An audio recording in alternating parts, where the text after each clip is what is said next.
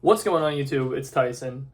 I'm here today with a 1 year later, basically. I think it's a 1 year and 1 day later update on my record collection. I released a video about all my records last year. I've gotten a handful more since then, so I wanted to update you guys on what I've gotten and what I like about each record. So let's get into it. So, first off, we have Clipse, Let God Sort 'Em Out.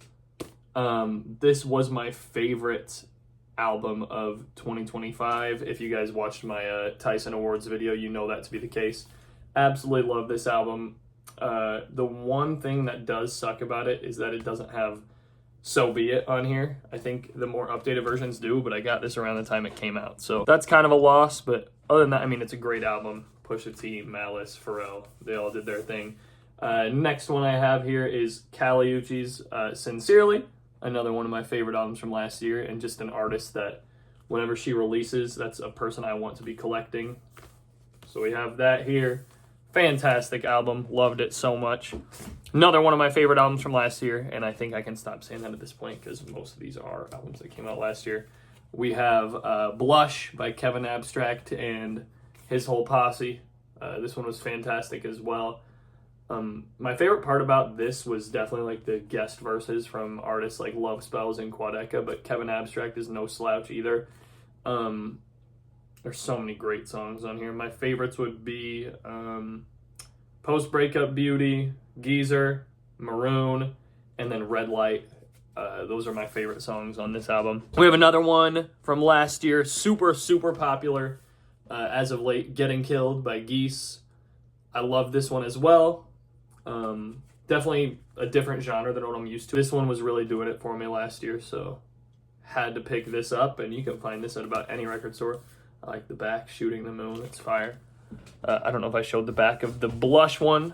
This is what we're looking at there. Next one up is Quadeca, Vanisher Horizon Scraper. This was probably my second favorite album that came out last year. This one's a 2 LP.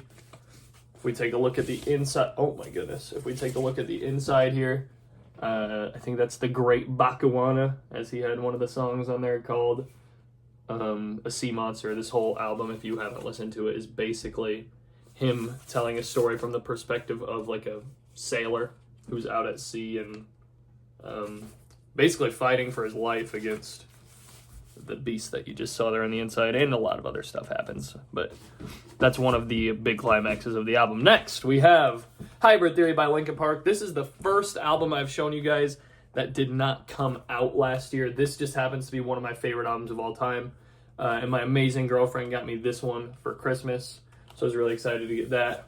Here's a little peek at the inside, and in the back, we got this old picture of the band. Man, I love that old Linkin Park aesthetic. It's just so sick. And this album is so awesome. Like, there's the production especially is better than almost any new metal album you're going to hear. Next, we have, wow, I forgot what it was called for a sec. The Love I Showed You Was Yours to Keep by Love Spells. I don't know if any of you will be familiar with this, unless you watched my Tyson Awards, but I really became a big fan of Love Spells last year. I was introduced because I watched a interview with Kevin Abstract, Quadeca, and then Love Spells was there for it as well. Interview was done by Zach Sang. It was a great interview. Go check that out if you are into any of those artists. Yeah, for some reason, Love Spells was just, there's something interesting about him to me, and I couldn't tell what it was. So later that night, I went and listened to some of his music, and Lovers Only ended up being my favorite song of 2025. So definitely check this out if you get a chance. It's only like, I was going to say it's only 6 songs, but it's more than 6, but it's nothing crazy. Next one, we have Vespertine by Bjork. I had never really been a huge Bjork fan until this past year, and once FKA Twigs started putting AI in her music videos, I needed an artist to fill the FKA Twigs size hole in my heart. I came to find out that that was Bjork, and this is by far my favorite album she has. The song that I heard first that made me fall in love was Cocoon. I don't even know how to explain it. It's so interesting, so different.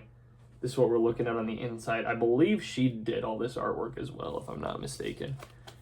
And then on the back, I mean, it's just beautiful. It's just beautiful, and it's the inverse of what we're looking at here.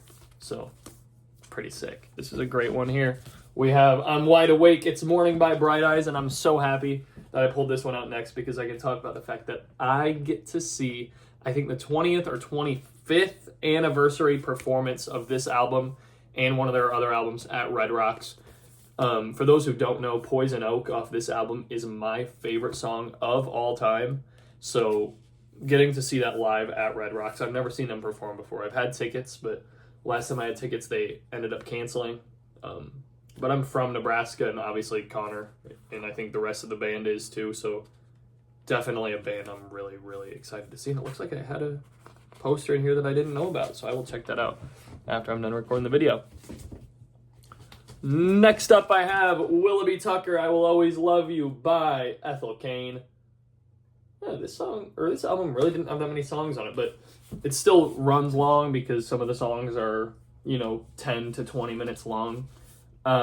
I really loved this one, and it's funny that I bring this out after Bright Eyes because I am also going to see Ethel Cain perform on her tour this, April or May, somewhere around there.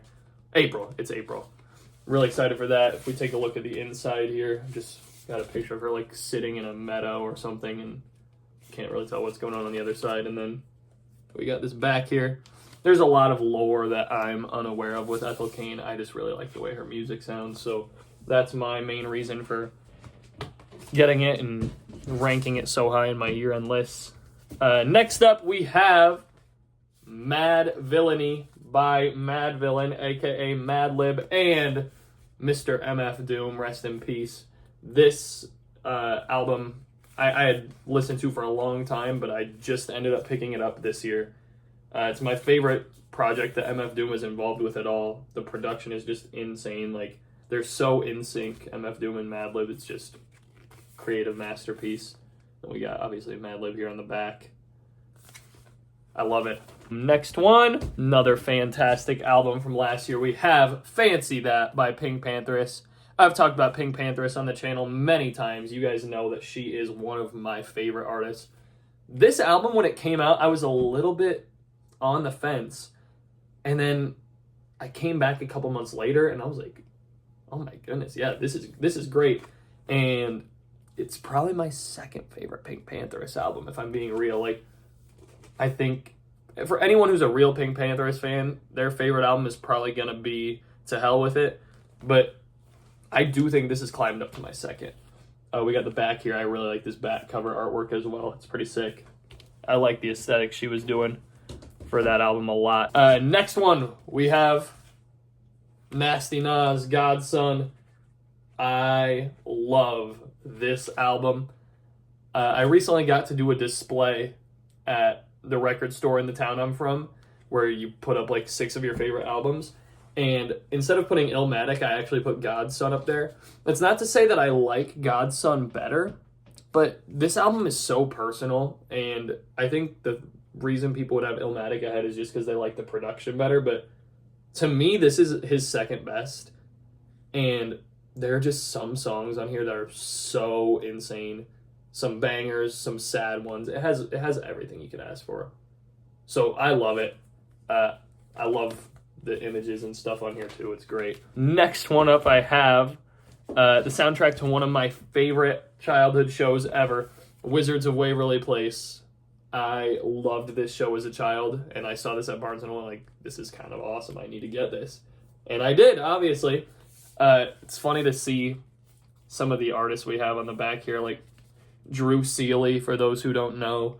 I'm such a Disney kid, by the way. Drew Seeley was the voice of, or the singing voice of Troy in the first High School Musical movie. We got Raven Simone, we got Allie and AJ, and then obviously Selena Gomez all over this, and my goat right here, Mitchell Musso. Every little thing she does is magic. That's a banger. I don't have a ton left. I'm trying to see. I'll show this one because I love this album. Charm, fantastic. It's not mine. It is my girlfriend's, but nonetheless, I show it as if it is mine. I do have some things to say about this album, okay? If you've been watching my channel, you know that I went to see FKA Twigs perform live in Chicago. I / my girlfriend, we switched off, driving all the way to Chicago and back to see her perform because I wanted to see her so bad. She was probably my favorite artist at the time. I am extremely opposed to AI in a creative format. So using it to create music, create movies, videos, things like that, I can't stand it. And this lady right here went to Congress, I believe, to talk to them about why we need to keep AI out of music because it can ruin the art form and it can jeopardize certain artists, like people trying to profit off sounding just like them when it's not actually them. What does she do? When she releases the deluxe version of this album, which probably would have been my album of the year over the Clips if none of this happened. When she released the deluxe version of this album, her music video had like a 20-second AI segment at the end of it. And I didn't know what to think for so long. I've never talked about this on YouTube. I almost made a video just talking about this because I couldn't believe how like none of her fan base was talking about it. But yeah, that's my 2 cents. I haven't listened to her since. And it breaks my heart because, again, she was one of my favorite artists. Like, I'm not trying to promote any of these songs right now because I'm disappointed in how she's navigated releasing her new stuff, but Striptease was one of the best songs I've ever heard in my life. And it's just hard for me to go back and listen now. But yeah, I'm happy this one was saved for last so I could talk about it. And obviously I have Bjork now, so I really truly wish that I could be oblivious to the fact that she did that or something. I wish I could go back to before she did it because I loved her music so much. Okay, so forget I said I was done after that one. My phone has no storage on it. If any of you know how I can get more storage on this thing without having to pay for it or delete old precious videos, let me know. I also have 20,000 songs in my Apple Music library, so that could be hurting me. But I have one more record. This is my most special record in my entire collection. My girlfriend got me this for our anniversary, and just has a bunch of songs on it that made me think about her. So I like this one a lot. And it's really cool because on each middle section it has like pictures of us together. It's really, really great. We have some Kali Uchis on it. We have some Ethel Cain on it. Clairo. We got some... I'm trying to remember everything else. Alicia Keys. Anyway, you guys, thank you for watching today's video. If you enjoyed it, hit that subscribe button. Hit that bell so you can be notified when I release new videos. And hit that like button as well. This has been Tyson and Doja with my 2026 updated record collection. And I'm out of here.